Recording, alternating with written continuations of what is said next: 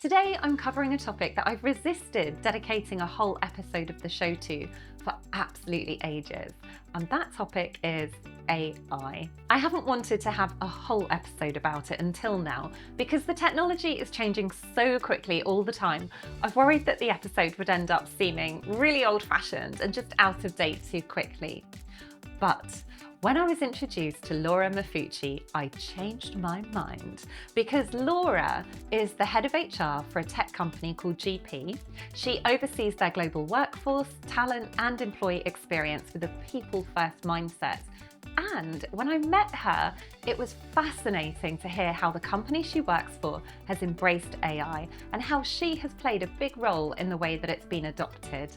So I invited her onto the show to talk about how she personally feels about AI, the ways she thinks it can be useful, how GP, the company that she works for, has gone about utilising AI and encouraging everyone to use it. And she also shares her thoughts about the fact that so many people have fears that their jobs are going to disappear because of AI taking over. I really appreciated how honest and authentic she was in the conversation, and she shared some brilliant tips. She is just brilliant. I think you're really going to like her.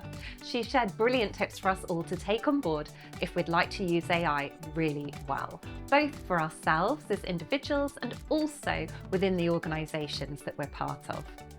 AI clearly isn't going anywhere. It's here to stay.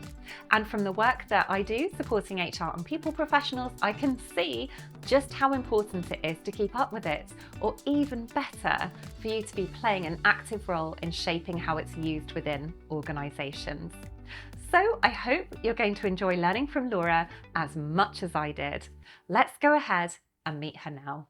Welcome to the show, Laura. It's so fabulous to have you here today. Thank you so much. I'm excited to be here and chat. Oh, that's lovely to hear. And I mean, I have to say to everyone listening or watching, Laura is so kind. She has had to get up at 7:30 in the morning for this interview because of the massive time difference that we have. So yeah, thank you so much, Laura. I don't think anyone else has made that sacrifice of coming on the show this early. No sacrifice at all. I'm an early bird. People joke around with me that I live on a Mia time anyway. So it's all good. Fabulous, fabulous. And well, I better start us off by diving into the topic that you are very kindly here to talk about with us today, which is AI. So before I start asking you all about how you've been using AI at work, I'd love to ask you what you think of AI. What are your own personal feelings about it? I hate it. I think that it is going to be the downfall of all of us. I certainly appreciate certain things that it does. There's certain automations. It's obviously a wonderful thought starter and things like that for doing certain tasks and writing and things. But overall, I hate it. That said, it's not going anywhere, and I'm very much a let go or be dragged person. And I understand that there's things that come up in the world that you may not agree with, but they're there to stay, and you need to learn how to use them, and you need learn how to use them correctly and safely so that you can keep moving through the world with everyone else. So that's why I'm embracing it to a certain degree. And really enjoy talking about how to incorporate it into life and work the right way. And I should let everyone know that I'm not completely shocked that Laura gave me that answer because we had had a chat before deciding to go ahead with the interview. And I had really thought Laura was going to say, I absolutely love it. It's so fabulous. We've been utilizing it in all these ways because I know that you have done lots of incredible things with AI at work, Laura. But actually, when you said to me, I really don't like it at all, I thought that is so refreshing to hear. And I think it will be really reassuring for people listening as well, because for so many of us, it can be something that we might be feeling a bit nervous about. Some people absolutely can't stand the idea of AI at all. So I just think it's a really reassuring message that even someone who is using it in a fantastic way at work is actually not 100% in love with it. No, I'm not. But having teased everyone now by keep on mentioning the fact that you have been using it at work, it would be great if you could talk us through some of the ways that you have been utilizing and embracing AI at work. So there's a couple of different ways. We of course have our AI product, GPGIA, which is a great HR agent for helping with employment laws and compliance globally, or even just in the United States. If you're in multiple states, that can almost be like 50 different countries. So just having that compliance tool available. So being the head of HR and working in HR and that being an HR tool, we've been able to help build that tool, which has been really exciting and different and something you don't normally get to do. That interaction with product and all of that, that's been a really good experience for everyone. And then like any other organization, you get the AI mandate come down that everyone needs to start incorporating AI into their jobs. And we were lucky in a way because our chief information officer had already started an AI council that was very much focused on policy. And it was myself, her, some people from IT security, our head of AI from the product side, and one of our senior people in legal. And it was very much focused on the policy and the use of AI, making sure that people knew what tools they were allowed to use. And we were finding that we were having to meet, every other week and update that policy every month because everything was moving so quickly. And then when the mandate came down, we quickly pivoted into enablement and started a lot of initiatives to really help the organization understand what does this mandate mean and how do I do this? So we quickly ramped up and made sure that every team had an AI lead, so to speak, AI advocate.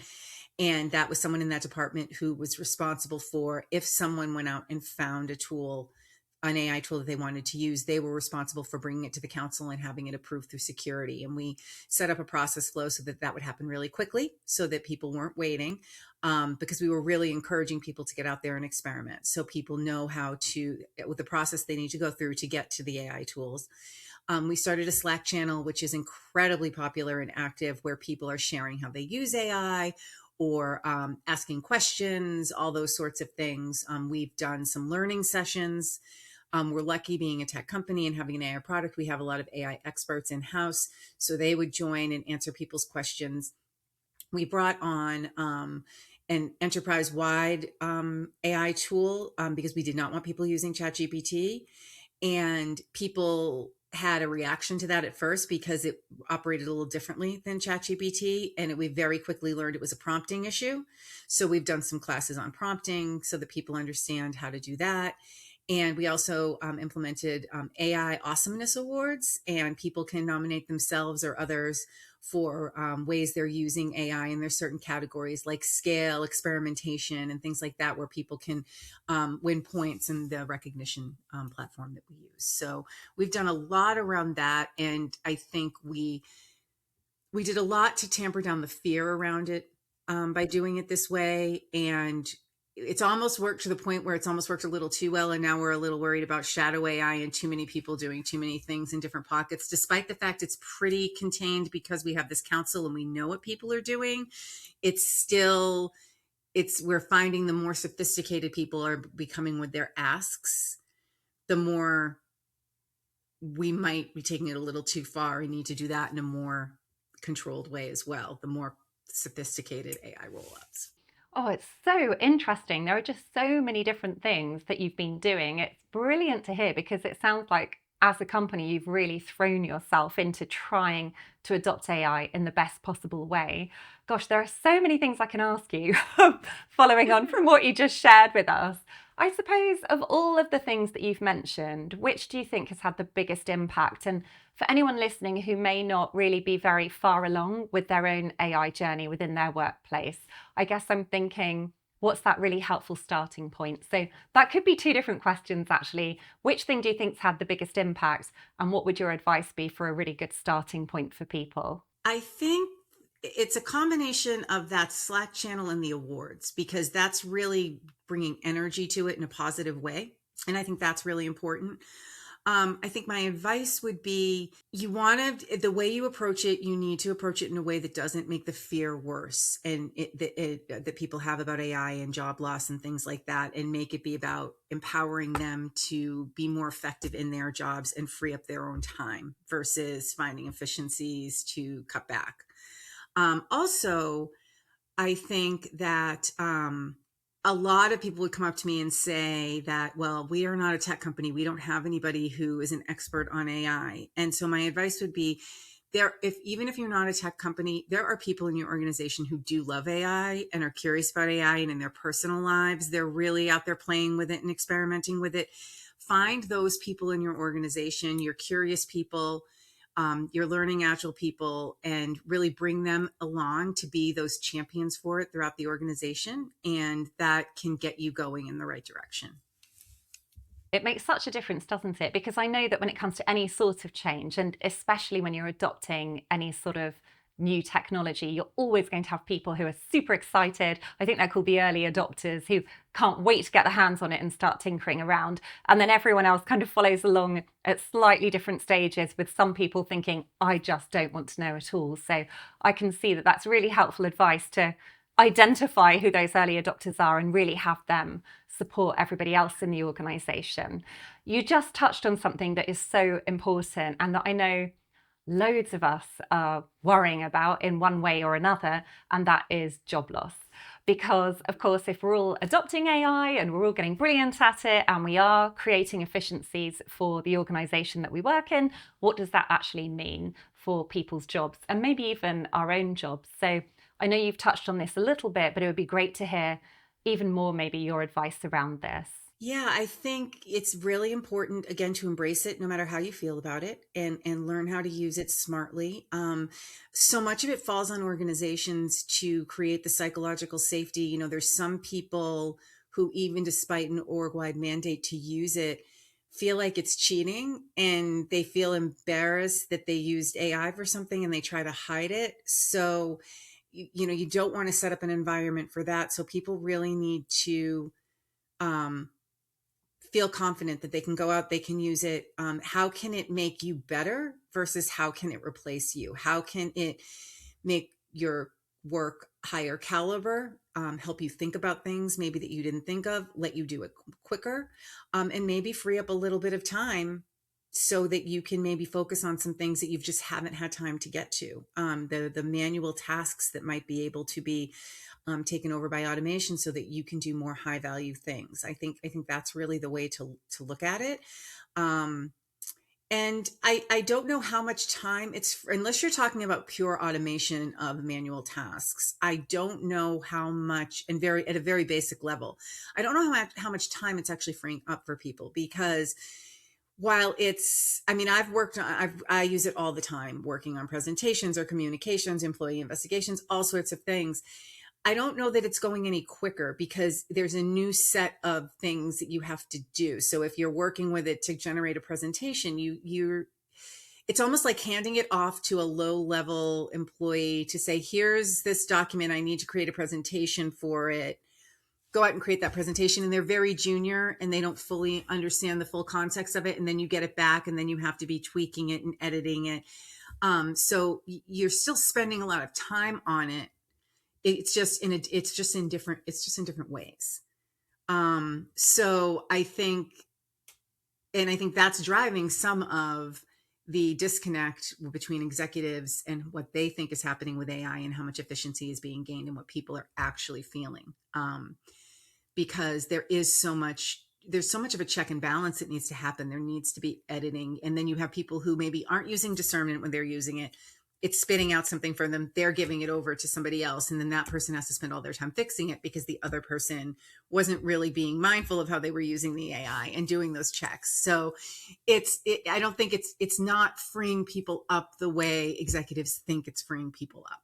Oh, that's fascinating, because that sounds very much then that you feel there is a disconnect between maybe what the senior leadership team believes is happening with AI and what's actually happening. Could you just tell us a tiny bit more about that? Like, what gives you that impression? Yeah, I've been doing a bunch of research on that lately, and found many, many articles out there. There is a huge disconnect between what executives in the C-suite think is happening and what employees are experiencing.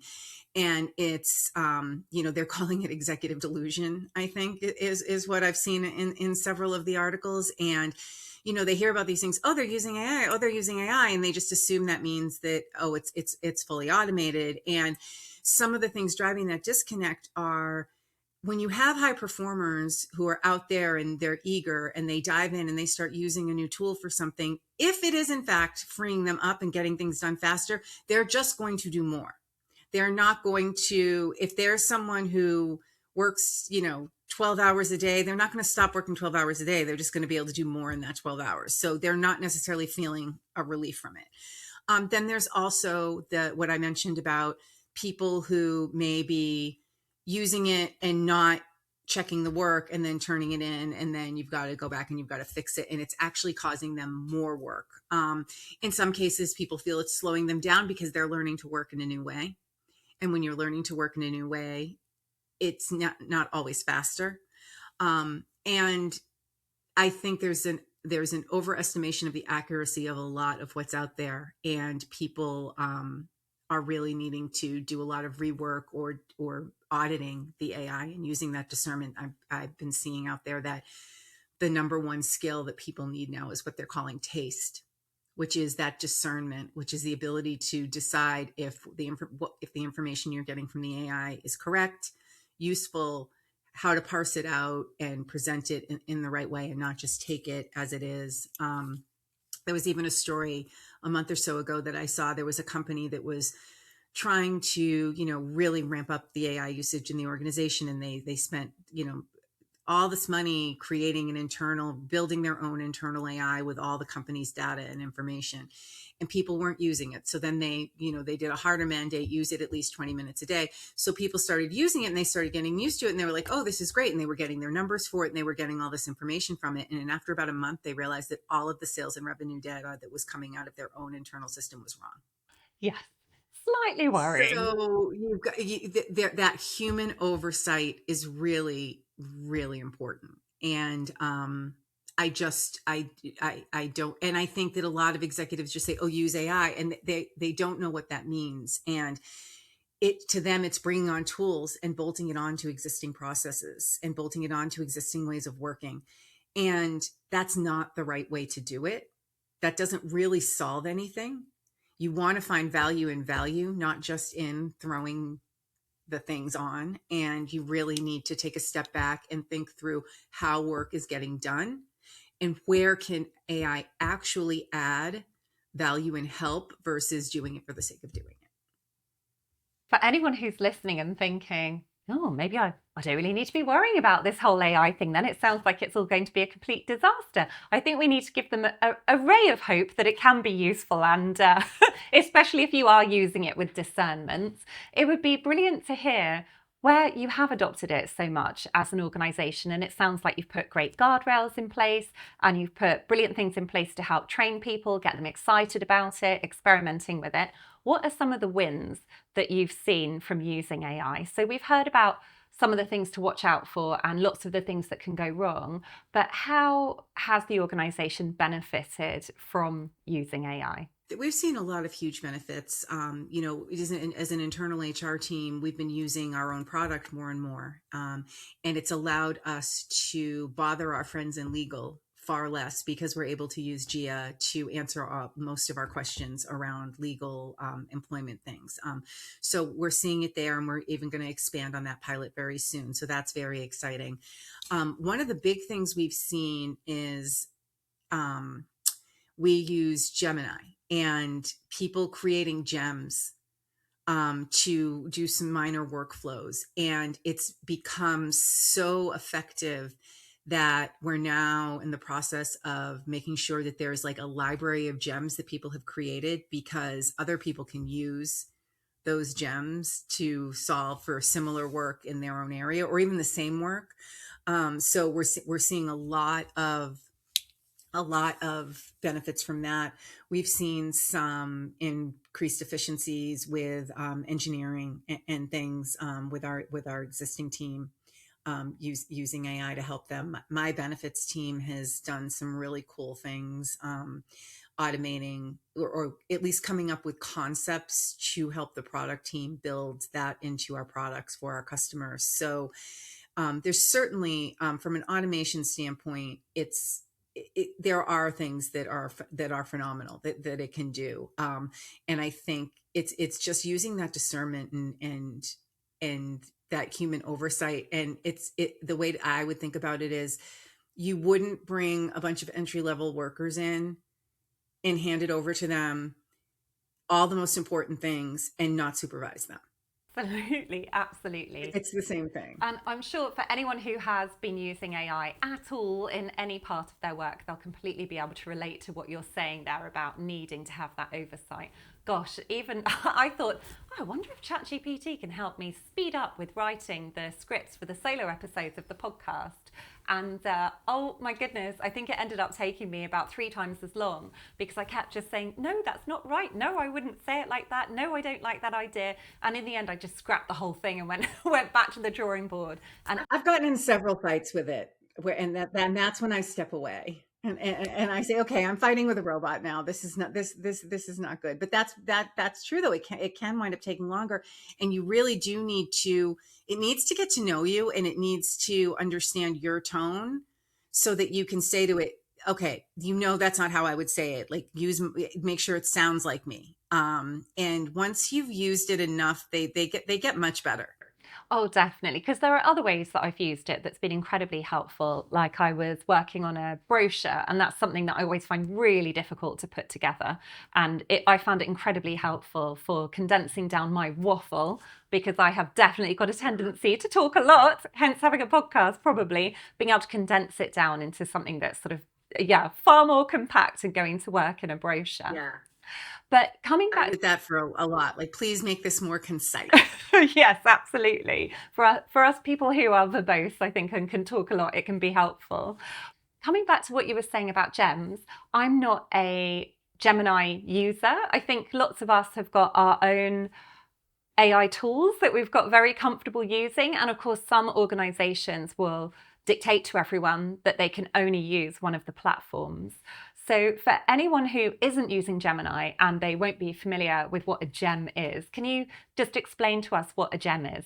I will do my best. I am not the most savvy user. I am Gen X, but I approach AI, I say, very much like a boomer. Like, I am only like slightly above someone who uses it like like Google. Like, I'm not super great at it. And I haven't used gems in a sophisticated way, but they are standing things that you can create and that you can run. And, you can tell it to evaluate and do this, do X, Y, Z, and it will. And so then when you just run the gem, so every single time you're doing something, if it's something you use AI for over and over again, you're not having to re-explain what you want it to do. It's sort of like a macro, I guess, would maybe like if you're an Excel user and you would build a macro to complete actions.